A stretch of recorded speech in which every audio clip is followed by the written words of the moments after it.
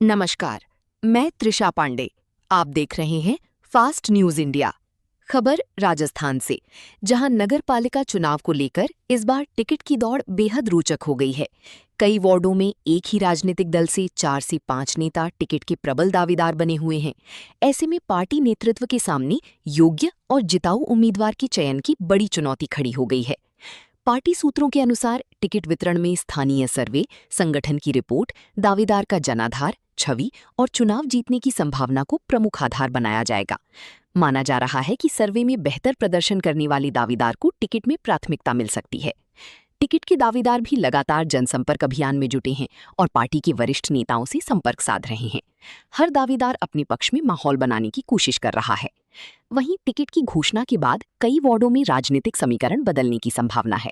Ticket से वंचित दावेदारों की असंतुष्ट होकर बागी तेवर अपनाने की आशंका भी जताई जा रही है। ऐसे में टिकट वितरण के बाद होने वाली सियासी हलचल पर सभी की नजरें टिकी हैं।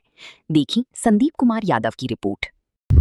रामेश जी, नगर परिषद चुनाव की सरगर्मियां बड़ी तेजी से चल रही हैं और आप लगातार अपने कार्यकर्ताओं से मिल रहे हैं। इस संदर्भ में आपसे कुछ जानना चाहूंगा कि क्या माहौल है, क्या आपकी तैयारियां हैं? देखो, हमारे यहाँ के प्रभारी आदरणीय बलवान जी, हमारे जिले के संगठन आदरणीय जी, उन्होंने जो जो हमारे बूथ के जो संयोजक और प्रभारी है उनकी सबकी मीटिंग की पार्टी के और सबसे आग्रह किया था कि सब लोग वार्डों में जाएं। और चूंकि अब चयन प्रक्रिया शुरू हो गई है, वार्ड में जाकर जो जिताऊ और टिकाऊ और जिनका पार्टी के प्रति निष्ठावान कार्यकर्ता है उनका चयन करके, और एक कमेटी बनी हुई है हमारे यहाँ, चयन कमेटी को दे ताकि प्रांत उनका फाइनल कर सके। आज उसी संदर्भ में आप देख रहे हो 3 दर्जन से अधिक हमारे प्रमुख कार्यकर्ता, आदरणीय किशन भारती जी, आदरणीय सेवक जी, आदरणीय वरुण डाटा जी, किशन लाल जी या बलबीर जी, पूर्व हमारे अध्यक्ष महोदय जाजन भाई, किशोर जी, आप देखो 3 दर्जन से अधिक प्रमुख लोग जो वार्डों में गए थे उनसे बैठ करके वार्ड वाइज समीक्षा की है। और आज मैं इनकी रिपोर्ट के आधार पर दावे से कह सकता हूँ कि जो हमारा जो ये आनंद नगर है, बाकी सब जरा ये फाटक के इधर का वार्ड है, इसमें हमने गहनता से विचार किया।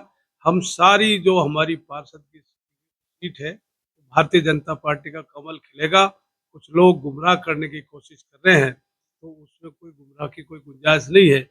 बहुत सारे लोग कांग्रेस से मिल करके और दुष्प्रचार करने का काम कर रहे हैं, ऐसा नहीं है। और हम निश्चित रूप से भारतीय जनता पार्टी का तीसरी बार बोर्ड बनाएंगे 100%, ऐसा हमारे कार्यकर्ताओं ने तय किया है। और मुझे भी विश्वास है, और जहाँ जहाँ मुझे मतदाता के पास जाना पड़ेगा, वार्ड में जाना पड़ेगा, विकास की बुक को लेके जाना पड़ेगा, उन सब विषयों को लेकर जनता के बीच में जाएंगे। और अभी हमारे बहुत सारे प्रांत के नेताओं का भी कार्यक्रम बनेगा, यही मुझे आपसे कहना है। अभी अभी आप लगातार 3 बात एक ऐसी कह गए जो जनता जानना चाहेगी। एक आपने कहा कि आप टिकट देंगे जिताऊ और टिकाऊ को, एक आपने कहा कि गुमराह ना हो लोग, और तीसरा आपने कहा फाटक इस पार और हम बोर्ड बनाएंगे तीसरी बार। अब इसमें सवाल निकल के भी 3 आते हैं। एक तो जिताऊ और टिकाऊ की परिभाषा क्या रहेगी, आप किस प्रकार का सर्वे करेंगे? दूसरा, जब बात तीसरी बार बोर्ड बनाने की आती है तो, और साथ में जो आप कह रहे थे गुमराह ना हो, अफवाहों का बाजार ये भी गर्म है कि बीजेपी में गुटबाजी है, इसके बारे में आप? हमारे यहाँ पर कोई गुटबाजी नहीं है।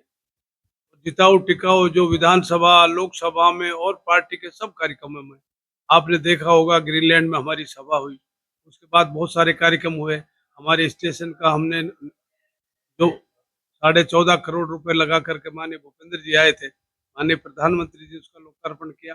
बहुत सारे विकासों का काम हम कर रहे हैं। तो ये सब लोग, कुछ लोग आपने देखा होगा, कुछ लोग अपने फोटो डाल करके लोगों को गुमराह करने के प्रयास कर रहे हैं, उसमें कोई सार्थक बात नहीं, उसमें कोई दम नहीं है।